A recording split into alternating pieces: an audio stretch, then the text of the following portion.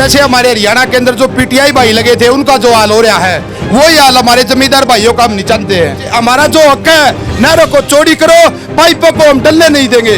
जितना हमारा अधिकार है वो अधिकार हमारे को चाहिए। इसके लिए हम जो जी जान लगानी पड़ेगी वो लगाने के लिए तैयार हैं। अगर ये सरकार नहीं मानेगी तो ये ऐसा आंदोलन छिड़ जाएगा, सरकार को इसका जवाब देना महाभारत हो जाएगा। ये मैं बता रहा हूँ, ये मामला यहाँ यानी पूरे हरियाणा के अंदर भी दिल्ली तक ये बात जाएगी। ये कोई विकल्प नहीं है कि भाई पानी चोरी का नाम लेकर के, सर्वे का नाम लेकर के और किसानों के पेट के ऊपर लात मारने का काम किया जाए।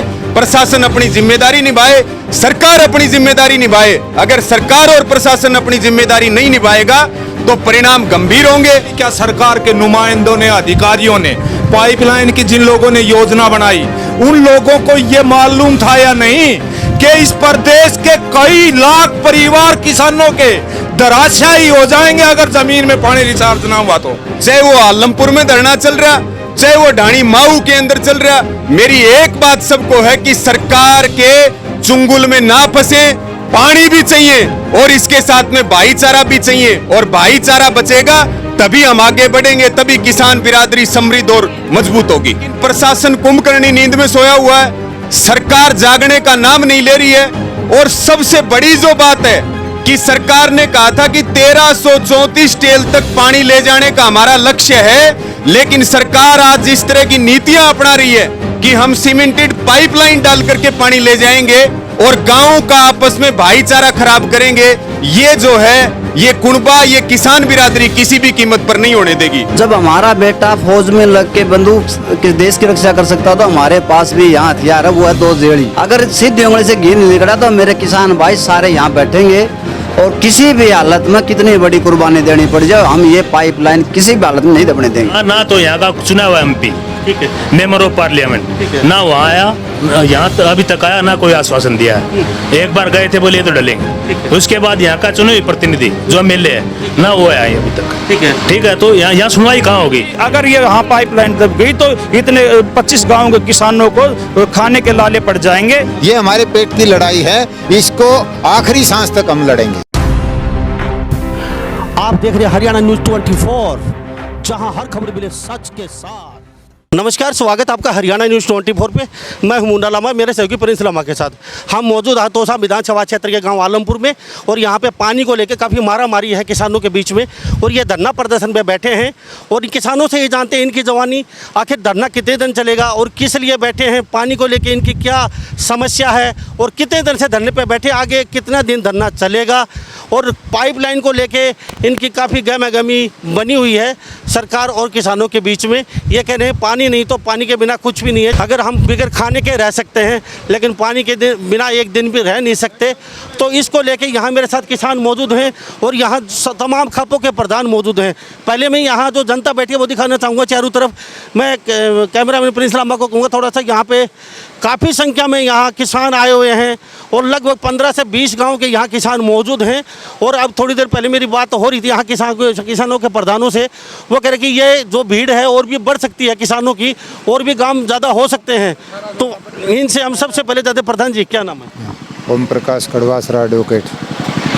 आप ओम प्रकाश जी मुझे ये बताइए, हाँ मुझे ये बताइए, आज आप यहाँ बैठे हैं धरने पे, कितने दिन से बैठे हुए हैं?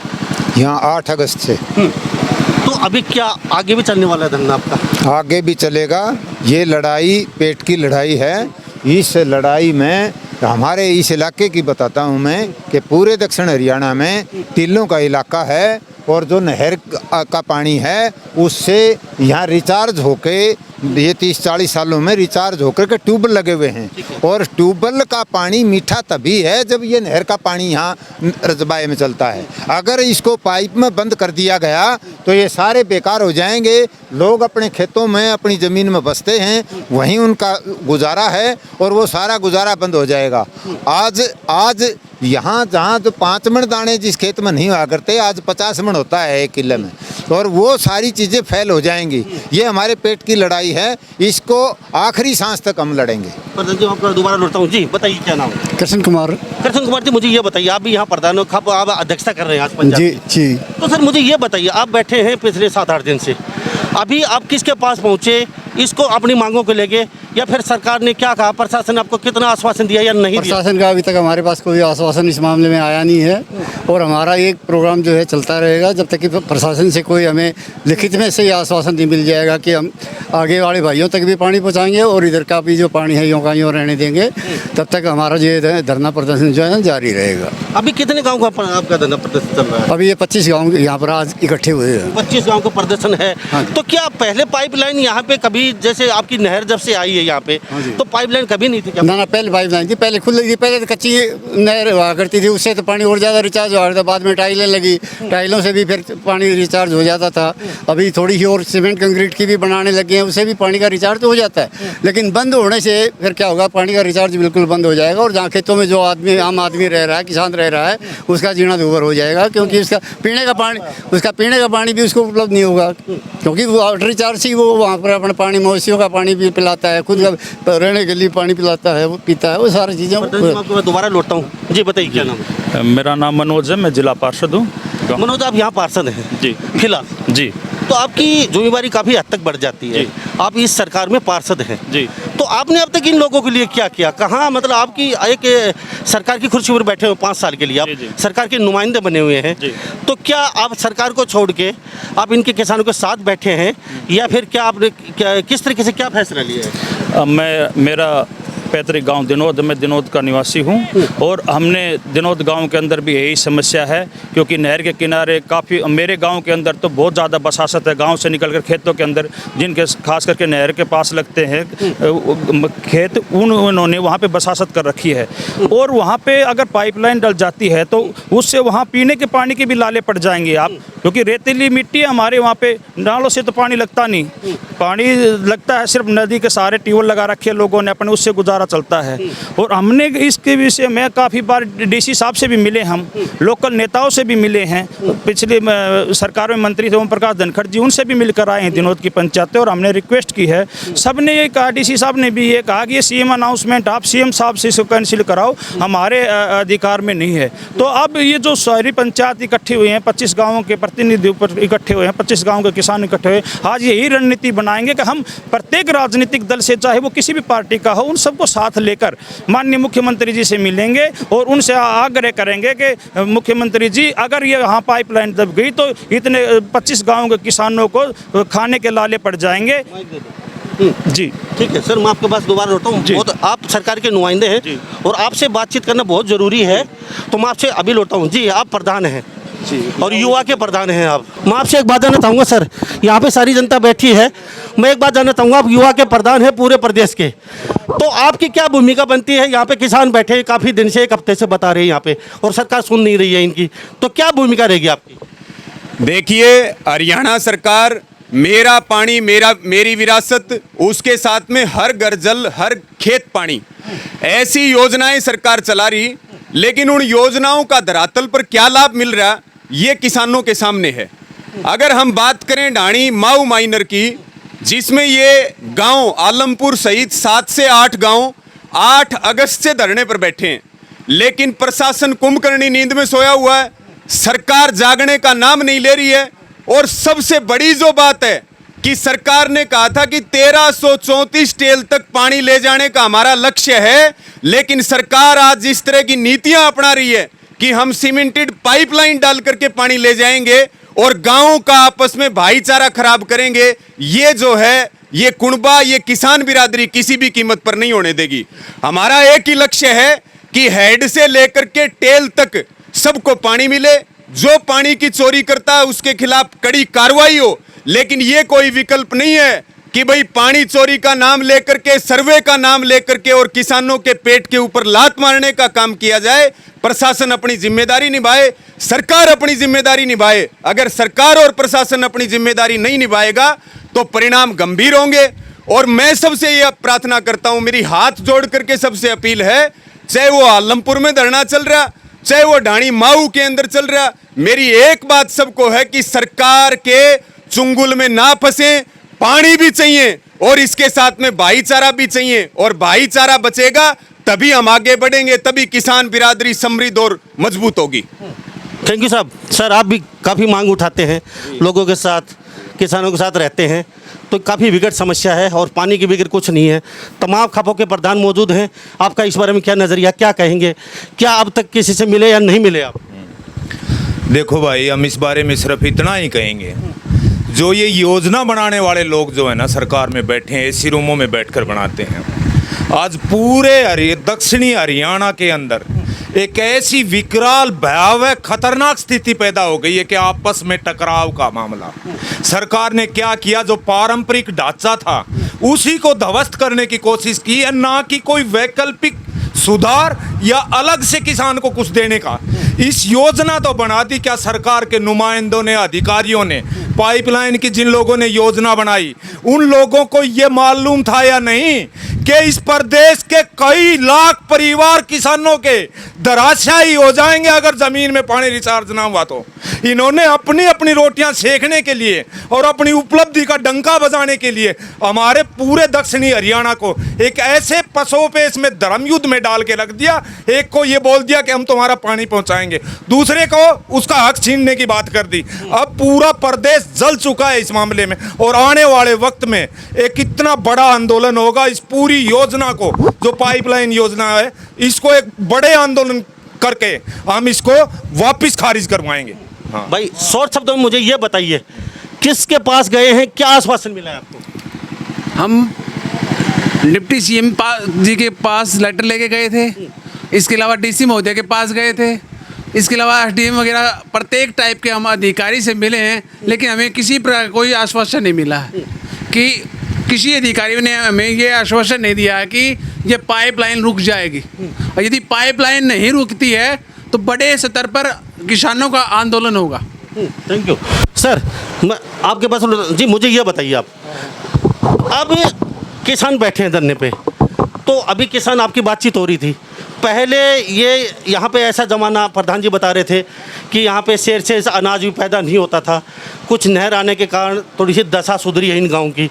तो क्या अगर पाइपलाइन लगा दी जाती है तो वो ही शेर अनाज पे आ जाएंगे ये गाँव? मेरे भाई साहब, मैं ये कहना चाहता हूँ, क्योंकि हमने हर एक लड़ाई इसमें लड़ चुके हैं। हम chief secretary Chandigarh, action Bhiwani, SC Bhiwani, सबसे हम लड़ चुके हैं। आपके माध्यम से आप सरकार के मीडिएटर हो, अगर ये बात हम सरकार के सामने वहाँ लेके चंडीगढ़ जाएंगे तो जैसे हमारे हरियाणा के अंदर जो पीटीआई भाई लगे थे उनका जो हाल हो रहा है, वही हाल हमारे जमींदार भाइयों का हम नहीं जानते हैं। सबसे पहले मैं बताता हूँ, हमारे 25 गाँव में ये समस्या नहीं है। ये एक हमारे जो इलाका है, जो आगे के डाणीमाऊ गाँव में, सब गाँव में जो हमारा अधिकार है ना, जितना पानी का अधिकार है, वो अधिकार हमारे को नहीं मिल रहा। वो अधिकार अगर जितना पानी हमारा, उतना अधिकार अगर हमारे को मिल जाए तो अगले गांव जो बैठे हमारे भाई बंधु बैठे हैं, उनके पास भी फुल पानी चला जाएगा। मेरे भाई, अगर ये सरकार नहीं मानेगी तो ये ऐसा आंदोलन छिड़ जाएगा, सरकार को इसका जवाब देना महाभारत हो जाएगा। ये मैं बता रहा हूँ, ये मामला यहाँ यानी पूरे हरियाणा के अंदर भी, दिल्ली तक ये बात जाएगी। ये नहीं है कि ये हमारे 25, 30, 50 गाँव का मामला है। हमारा भाईचारा, जब इतना गांव हमारा परेशान है, सब परेशान है, पानी के बगैर किसी का काम नहीं चलेगा। अब जो पेट में अन्न पानी हम पैदा कर रहे हैं, ये सिर्फ इस नहर में ये पानी आता है, इसकी वजह से ये हो रहा है। अगले भाइयों का भी ऐसा हक होना चाहिए कि वहाँ तक भी पानी पहुँचे। हमारा जो हक है, नहरों को चौड़ी करो, पाइपों को हम डलने नहीं देंगे। जितना हमारा अधिकार है वो अधिकार हमारे को चाहिए। इसके लिए हम जो जी जान लगानी पड़ेगी वो लगाने के लिए तैयार हैं। जय बाबा की। मुझे आप बताइए, पहले कहीं पूरे हरियाणा प्रदेश में पाइपलाइन डली हुई है? ये पायलट प्रोजेक्ट के तौर पे यहाँ पे स्टार्टिंग कर रहे हैं। इससे पहले दिनोद गांव में भी पाइपलाइन डालने का काम शुरू किया था, लेकिन उन्होंने पुरजोर तरीके से विरोध किया और अब वहाँ पे भी किसान जुड़ रहे हैं। यहाँ पे भी दिनोद गांव से आए हुए हैं, लेकिन अब वहाँ पे पाइपलाइन नहीं डाली जा रही है। ये पायलट भिवानी जिले से इसको पायलट प्रोजेक्ट के तौर पे शुरू किया गया था, लेकिन इसका विरोध स्टार्ट हो चुका है। अब इसको किसी भी कीमत में किसान इसको डलने नहीं देंगे। किसान एक तरफ तो वाटर रिचार्जिंग के ऊपर लाख रुपए, 2 लाख रुपए प्रत्येक गांव के साथ ये वो लेके हम वाटर रिचार्जिंग करेंगे, और दूसरी तरफ किसान इसको free of cost water recharging कर रहा है, लेकिन किसान इसको पाइपलाइन डलवा के इसको एक गला घोटने का, किसान का गला घोटने का काम करिए। ये किसान किसी भी सूरत में सहन नहीं करेंगे। सर, आप भी यहाँ मौजूद हैं, क्या कहेंगे? इस सिचुएशन काफ़ी डिफ़िकल्ट बनी हुई है किसानों को। अब कह रहे हैं करो या मरो की स्थिति है, तो अब आगे क्या आंदोलन और बढ़ेगा या फिर आपकी बातचीत कहीं किसी से कहीं से? हमारे ऐसे हिसाब से हम पर्सनली मिले थे, सिवाय आश्वासन के कुछ नहीं। अब आंदोलन घटने की तो कोई सवाल ही पैदा नहीं होता है। जब हमारी रोजी रोटी नहीं रहेगी तो आंदोलन घट के फिर तो इसका मतलब हम घर बैठ जाएंगे। शुरुआत इसलिए की थी आंदोलन की भी, सरकार वैसे तो उठ नहीं रही। जब हमारा बेटा फौज में लग के बंदूक किस देश की रक्षा कर सकता तो हमारे पास भी यहाँ हथियार है, वो है 2 जेड़ी, वो लेके बैठ जाएंगे हम। अगर सीधे उंगली से घी नहीं निकला तो मेरे किसान भाई सारे यहाँ बैठेंगे और किसी भी हालत में कितनी बड़ी कुर्बानी देनी पड़ जाए, हम ये पाइपलाइन किसी भी हालत में नहीं दबने देंगे। सर, आपके क्षेत्र के कृषि मंत्री हैं, आप उनसे मिले हैं? ना, अभी उनसे नहीं मिल पाए हैं। अभी नहीं, अभी उनसे प्रधान जी, आपसे सर आप बताइए क्या नाम है? मेरा नाम ऋषिपाल फोगाट है। फोगाट साहब, मुझे एक बात बता दीजिए, 1 हफ्ता हो गया धरना चलते, यहाँ पे कोई प्रशासन का अधिकारी, कोई आपका प्रतिनिधि या कोई यहाँ का मंत्री, आपके क्षेत्र का कृषि मंत्री भी आपके क्षेत्र के हैं, कोई आश्वासन के लिए आया? पानी सबसे बड़ा किसानों के लिए मुद्दा होता है। यहाँ ना तो यहाँ का चुना हुआ MP, ठीक है, मेंबर ऑफ पार्लियामेंट, ना वहाँ आया, यहाँ अभी तक आया, ना कोई आश्वासन दिया है। एक बार गए थे, बोले ये तो डलेंगे। उसके बाद यहाँ का चुने हुए प्रतिनिधि जो MLA है ना, वो आए अभी तक। ठीक है, तो यहाँ सुनवाई कहाँ होगी? एक बार केवल SDM साहब आए थे, यहाँ के चुना हुआ प्रतिनिधि कोई नहीं आया। यही मेरा कहना। अब 1 मिनट, आपको क्या लग रहा है, यहाँ कोई आया नहीं है तो कि ये लंबा चलेगा या फिर यहाँ आपकी समस्या? अब हमारी समस्या का मैं बताऊं आपको, हमने धरना शुरू कर दिया तो किसी एक के या 2-4 मिलके हमने धरना शुरू कर दिया, कोई बात समझ में नहीं आए। इसी के लिए आज हमने महापंचायत का आयोजन किया है कि हमें कोई बात समझ में ना आए तो कम से कम 25 गांव के आदमी, नुमाइंदे, जो सरदार पंच बैठे हैं, वो आज हमें ये सलाह दे के जाएंगे कि हमें आगे क्या करना चाहिए। प्रधान जी, मुझे लास्ट बता दीजिए, आगे मुझे धरना चलता रहेगा? चलता रहेगा जी, बिल्कुल चलता रहेगा। अब झुकने वाले नहीं ना, बिल्कुल नहीं झुकने वाले हैं, बिल्कुल नहीं झुकने वाले हैं। कोई इसमें जब तक सरकार से कोई लिखित आश्वासन हमें नहीं मिल जाता है तब तक ये धरना प्रदर्शन जारी रहेगा, किसानों की एकता जारी रहेगी। जय किसान। यहाँ पे मेरे साथ यहाँ आलमपुर में किसान बैठे हुए हैं और किस तरीके से एकता, आवाज दो, आवाज दो, हर जोर जुल्म की टक्कर में, हर जोर जुल्म की टक्कर में, जय जवान, जय जवान। तो हमारे साथ आलमपुर में किसान बने होते हैं। अगर हमारे पानी की समस्या हल नहीं हो जाती है, किसी भी सूरत में नहरों में पाइप नहीं पसने दिया जाएगा, तो इन्हीं सब बातों के साथ मैं मुन्ना लांबा मेरे सहयोगी प्रिंस लांबा के साथ हरियाणा न्यूज़ 24। नमस्कार, जय हिंद। आप देख रहे हैं हरियाणा न्यूज़ 24, जहां हर खबर मिले सच के साथ।